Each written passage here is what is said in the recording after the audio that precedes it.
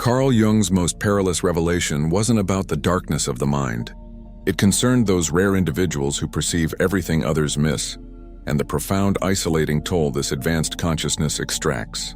In his clinical records, Jung meticulously documented patients exhibiting what he termed differentiated perception. People who could instantly decode micro-expressions, sense concealed emotions, and recognize psychological undercurrents invisible to everyone else. They possessed the unsettling ability to see past all social masks, detect deceit in real time, and feel the unspoken unconscious tension saturating every environment. Jung deemed this insight dangerous because these individuals consistently became isolated, exhausted, and incapable of sustaining conventional relationships. Their struggle wasn't rooted in instability, but in the devastating psychological cost of seeing reality with unshielded clarity, a cost no one understood.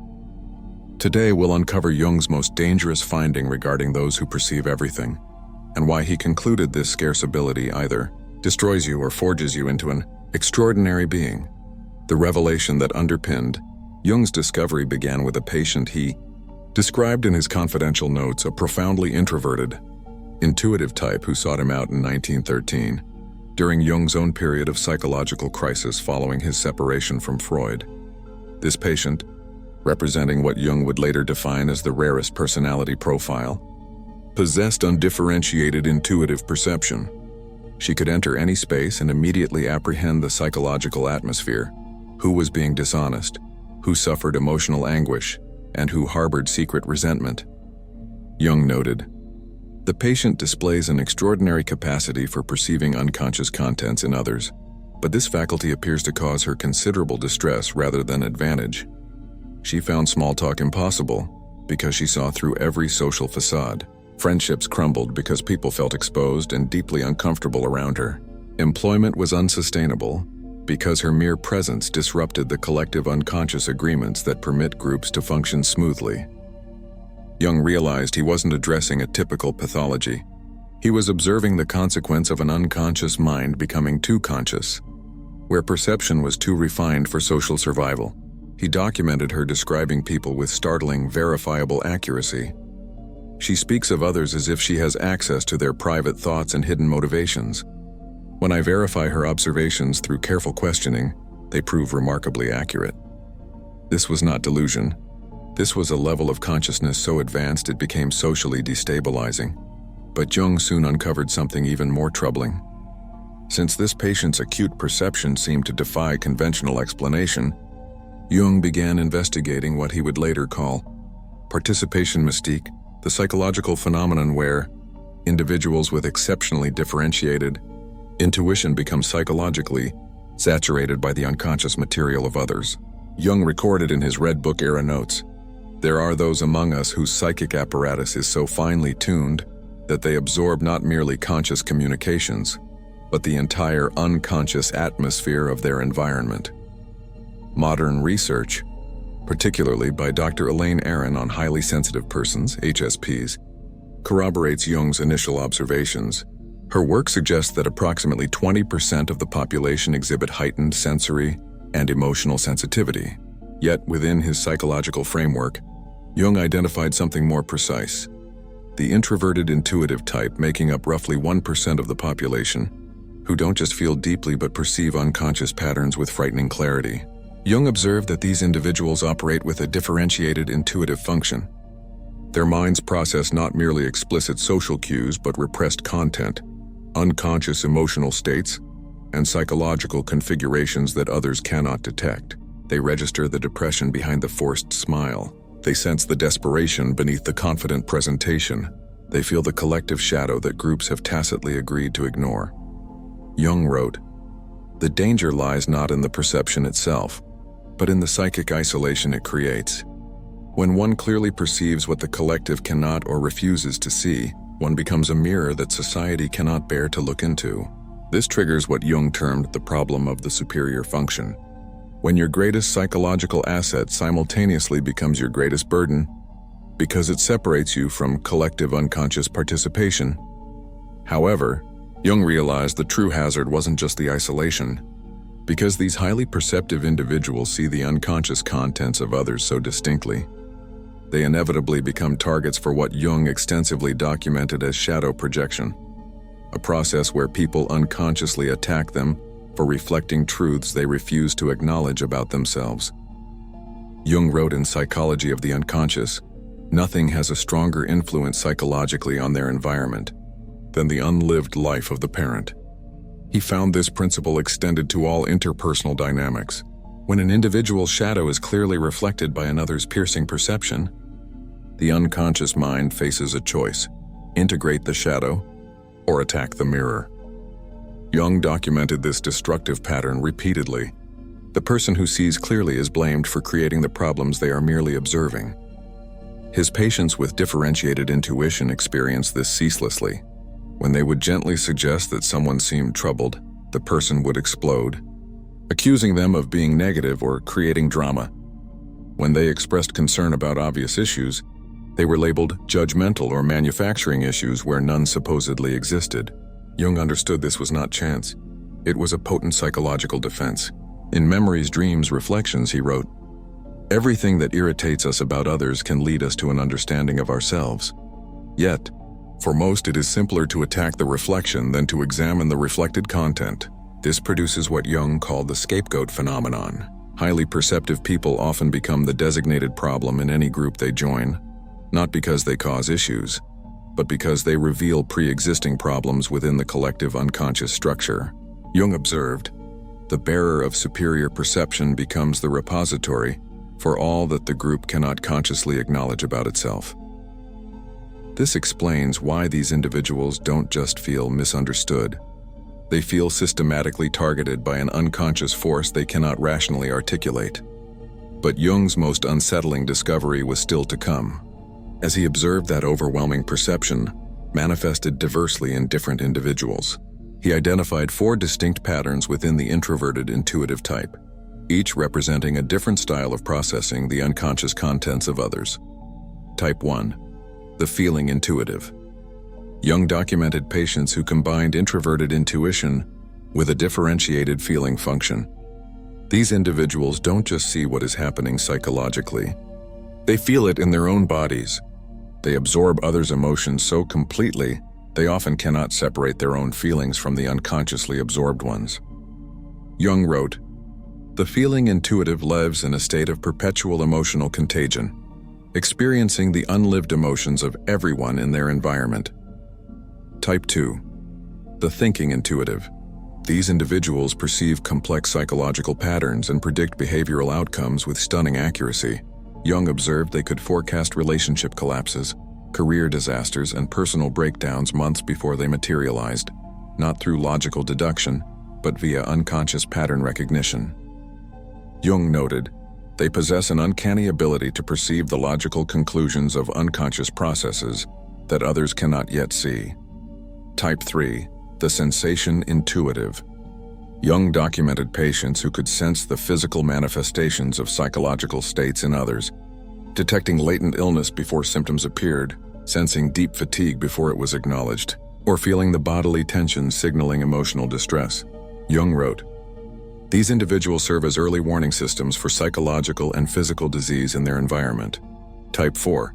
The pure intuitive. The rarest type Jung encountered combined introverted intuition with what he called undifferentiated auxiliary function. They saw everything but struggled immensely to organize or coherently express their perceptions. Jung observed, "They live in a state of perpetual overwhelm, receiving vast amounts of unconscious information without adequate psychological structure to process it constructively."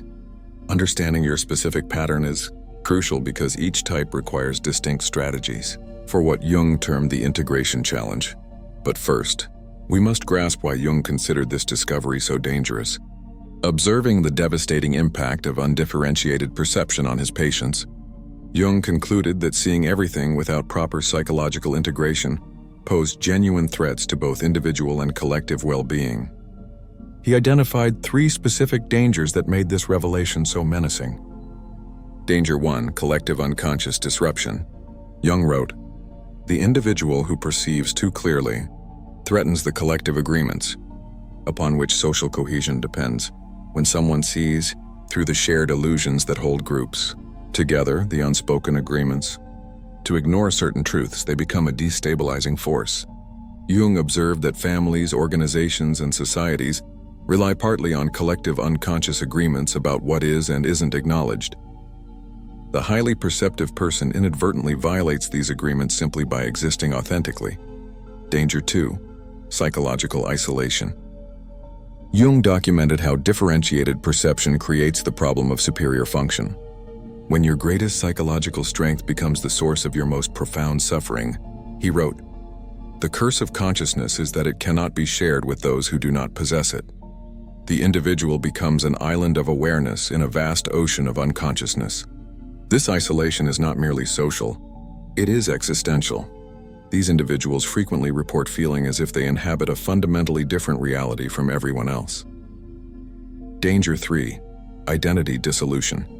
Most perilously, Jung discovered that people who intensely absorb the unconscious contents of others often lose contact with their own authentic personality. They become so flooded with external psychological material that they can no longer distinguish between their own inner world and what they are absorbing from their environment. Jung called this participation mystique, a state where psychological boundaries dissolve and the individual becomes merged with collective unconscious contents. He wrote, "The danger is not merely social exile, but psychological annihilation, the complete loss of individual identity in favor of collective possession. This is why Jung saw the integration of superior perception as not just therapeutically important but psychologically urgent. Because unintegrated superior perception posed such dangers, Jung developed the individuation process, a systematic approach to preserving individual identity while cultivating a conscious relationship with unconscious material. Phase 1. Recognition and differentiation. Jung first taught his highly perceptive patients to consciously recognize when they were absorbing psychological material that was not their own. He called this conscious discrimination, the ability to separate authentic inner experience from unconsciously absorbed external content. Jung wrote, "The first task is to establish what belongs to you and what belongs to others. Without this discrimination, there can be no individual development." Technique. Jung instructed patients to spend time in complete solitude daily, allowing absorbed material to settle so they could clearly recognize their own authentic psychological voice. Phase 2. Shadow integration. Jung discovered that people who see others' shadows clearly often do so because they have not integrated their own. The more you deny your own capacity for selfishness, deception, or cruelty, the more disturbed you will be by seeing those very qualities in others. Jung wrote, "Everything that irritates us about others can lead us to an understanding of ourselves, but only if we have the courage to look inward rather than remaining focused outward." Shadow integration involves acknowledging that you, too, contain every human quality you observe in others. This does not make you a flawed person. It makes you a complete person who can see clearly and therefore without destructive judgment. Phase 3. Conscious participation. The final phase involves what Jung called conscious participation in the collective unconscious, the ability to engage with others' psychological content without being overwhelmed or losing your individual identity. Jung wrote, "The individuated person can serve as a bridge between conscious and unconscious, helping to make the unconscious conscious in others without sacrificing their own psychological integrity. This necessitates developing what Jung termed psychological containers, the ability to temporarily hold others' unconscious contents while maintaining the unwavering awareness that they are not yours." Jung understood that superior perception either destroys or transforms individuals. He studied historical figures to isolate the differences between successful integration and psychological collapse. The case of Nietzsche. Unintegrated perception. Jung was profoundly affected by Nietzsche's philosophy, but observed how his superior perception ultimately resulted in his psychological breakdown. In Memories, Dreams, Reflections, Jung wrote about Nietzsche's ability to see through all philosophical, religious, and social facades with crushing clarity. However, Jung noted that Nietzsche never learned to integrate these insights constructively. Instead of utilizing his perception in service of healing, he wielded it as a weapon against society. Jung wrote, "Nietzsche possessed extraordinary insight into human nature, But he remained identified with his superior function rather than integrating it into a balanced personality. Jung observed that Nietzsche's isolation and eventual collapse represented the fate of a person whose superior perception remains unintegrated. The individual becomes consumed by what they see rather than transformed by it. The case of Meister Eckhart. Successful integration. Jung extensively studied the medieval mystic Meister Eckhart, seeing him as a prime example of successfully integrated superior perception. Eckhart possessed what Jung called mystical intuition, the ability to perceive spiritual and psychological realities inaccessible to others. But unlike Nietzsche, Eckhart channeled his insights into compassionate service. Jung wrote, Eckhart transformed his superior perception into wisdom that could nourish others without overwhelming them. He saw clearly but spoke in ways that invited understanding rather than resistance. Jung noted that Eckhart's success stemmed from what he called conscious humility, the recognition that superior perception is a gift to be shared wisely, not a weapon to be wielded. Jung's own integration journey. Most significantly, Jung documented his personal battle with overwhelming perception during his own confrontation with the unconscious from 1913 to 1919. Recorded in the Red Book, Jung wrote, I was menaced by a psychosis and was saved only by my ability to understand what was happening to me through my work with patients. His acute perception of unconscious contents, both external and internal, nearly destroyed him until he learned to consciously integrate these overwhelming experiences. Jung's breakthrough came when he realized his overwhelming perceptions were not pathological, but evolutionary. They represented consciousness attempting to evolve beyond current collective limits. This realization fundamentally transformed his approach to patients with similar gifts. Because individuals with superior perception often face devastating isolation, Jung underscored the essential importance of finding what he called the few who understand, others capable of engaging with differentiated consciousness without becoming defensive. Jung wrote in The Development of Personality, the privilege of a lifetime is to become who you truly are, but this privilege cannot be realized in isolation. It requires witnessing by those capable of recognizing authenticity. Jung identified 3 essential types of relationships for the highly perceptive individual. Type 1, fellow individuated persons. Jung wrote, the individuated person recognizes another individuated person immediately, a quality of presence and authenticity that cannot be fabricated. These connections are often instant and intense. You recognize each other as members of what Jung called the conscious minority. These relationships are rare but vital for psychological survival. With fellow individuated persons, you can be completely authentic without fear of threatening or overwhelming them. Type 2, those engaged in individuation. Jung observed that people actively engaged in their own inner work, therapy, spiritual practice, personal development, can often handle superior perception without defensiveness. They may not possess it themselves, but they grasp its significance. Jung wrote, those who have begun to know themselves can bear to be known by others. Type 3, natural containers. Jung identified individuals who, while not possessing superior perception, have what he called natural container function, the ability to hold psychological content without becoming overwhelmed by it. These are often mature individuals who have successfully navigated significant life challenges. The recognition process. Jung developed specific indicators for identifying safe relationships. 1.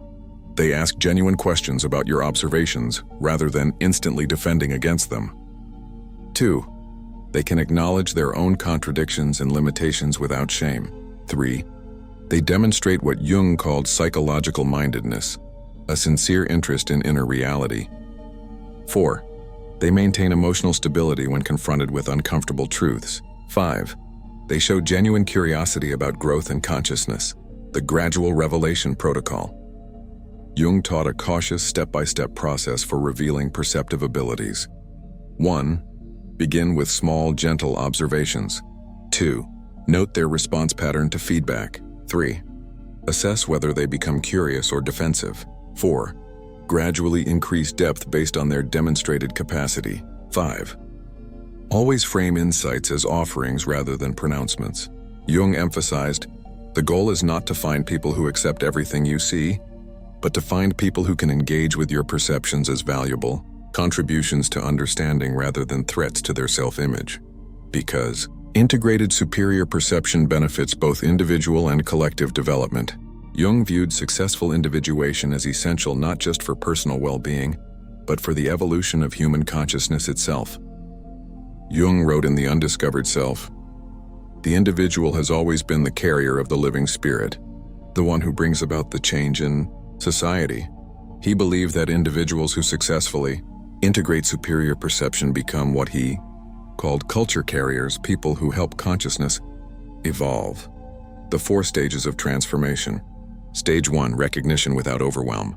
The initial transformation happens when you learn to acknowledge your perceptive abilities without being crushed by their weight.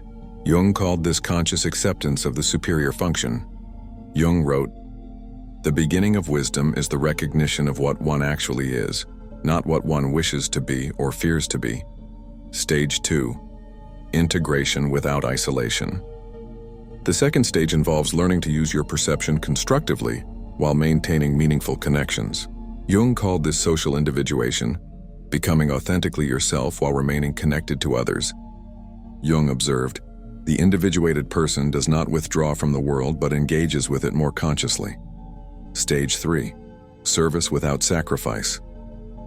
The third transformation occurs when your perception becomes a gift you offer rather than a burden you carry.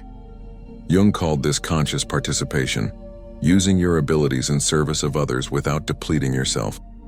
Jung wrote, "The privilege of a lifetime is to become who you truly are and then to offer that authentic self in service of the whole." Stage 4, legacy without attachment. The final stage involves what Jung called the transcendent function, using your perception to contribute to collective consciousness evolution without being attached to whether others accept or recognize your contributions. Jung observed, "The individuated person works for the future, not for personal recognition in the present." The integration becomes cultural medicine. Jung believed that individuals who successfully integrate superior perception serve a vital evolutionary purpose. They see what collective consciousness is not yet ready to acknowledge, helping to prepare humanity for necessary developmental leaps. Jung wrote, "What is not brought to consciousness comes to us as fate." Highly perceptive individuals who achieve integration help make unconscious contents conscious before they manifest destructively in collective behavior. But Jung warned about specific pitfalls that can derail this transformation. The path of integrating superior perception contains specific dangers, and Jung documented the most common ways individuals obstruct their own process. Pitfall 1, the inflation trap. Jung wrote extensively about psychological inflation, when individuals identify with their superior function rather than consciously integrating it. In 2 essays on analytical psychology, he warned, "The danger is that the ego identifies with the archetype, leading to an inflation that cuts the individual off from human relationships." Highly perceptive people often fall into the prophet complex, believing they must save everyone from unconsciousness.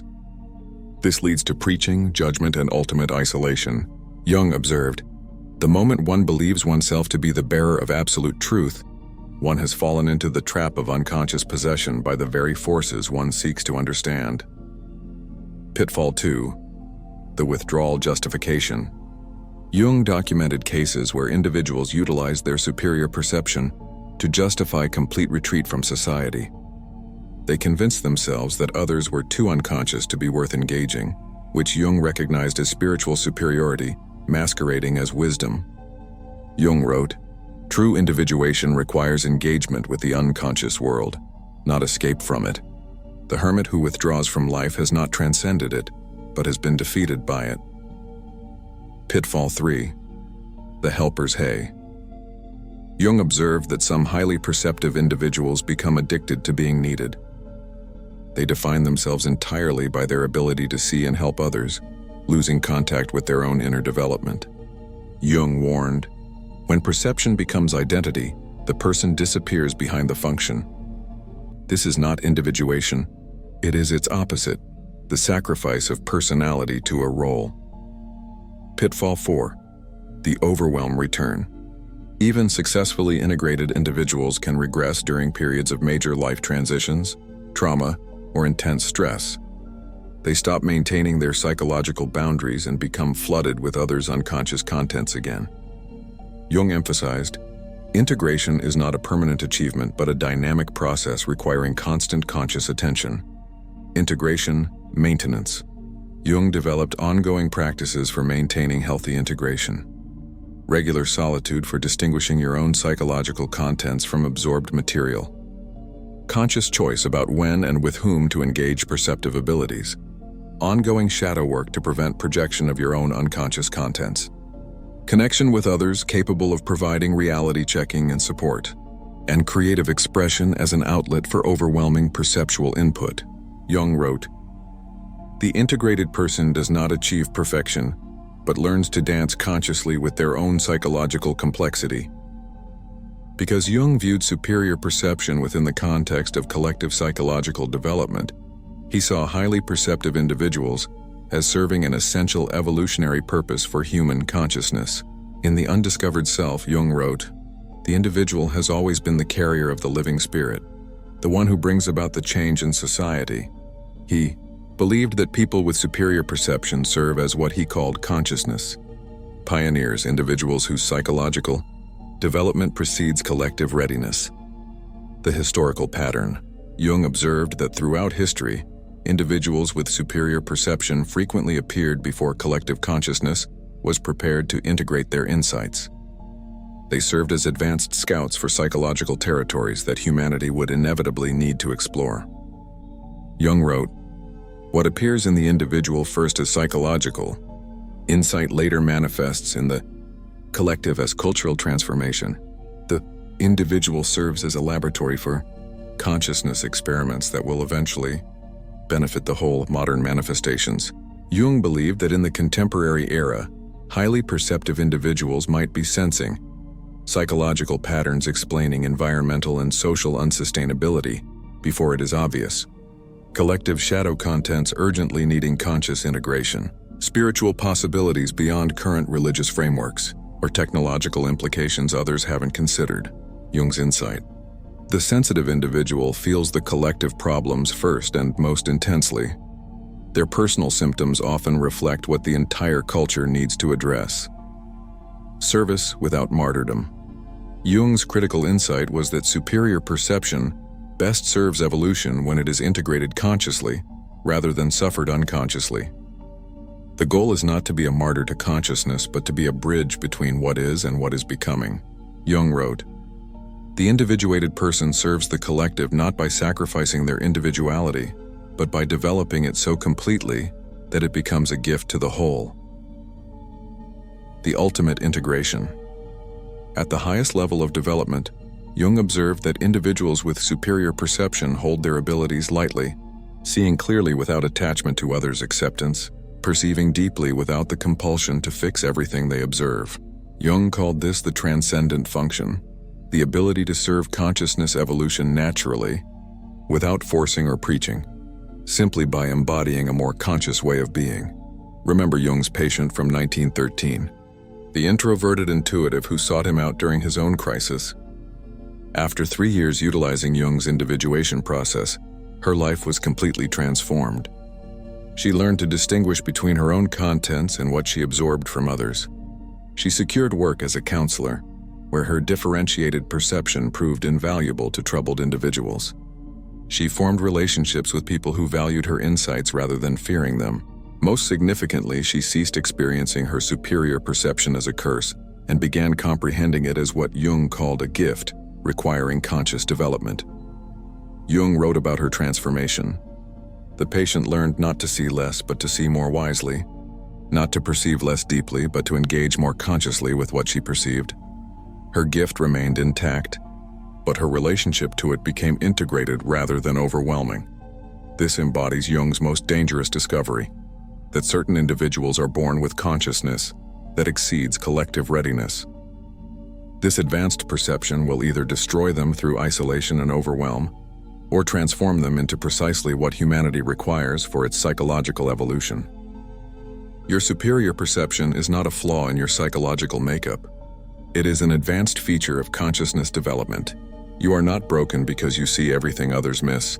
You are psychologically ahead of your time. The question is not whether you should suppress your perception to conform to collective unconsciousness. The question is whether you will develop the individuation skills necessary to consciously integrate your perception. Jung's individuation method offers a tangible path, from dangerous isolation to conscious service, from overwhelming perception to integrated wisdom, from a psychological curse to an evolutionary contribution. You were born to see everything, not to suffer in silence but to serve consciousness evolution. The world needs your insights, but it needs them delivered with the integration, wisdom, and strategic awareness that transform dangerous perception into cultural medicine. Your gift is not your burden. Your unconscious relationship to your gift is your burden. Learn to integrate it consciously, and you become exactly what Jung believed highly perceptive individuals were meant to be. Consciousness pioneers preparing humanity for psychological development that is inevitable, but not yet obvious. Jung's most dangerous discovery wasn't that some people see everything. It is that most people who see everything never learn to use what they see wisely. The danger lies not in the perception itself, but in failing to cultivate a conscious relationship with extraordinary abilities. You are not too much for this world. You are exactly what consciousness evolution requires. Once you learn to wield your perception as consciously as Jung learned to wield his, the danger of seeing everything isn't that you see too much. It is that you might never learn to see with the integration and wisdom your gifts demand.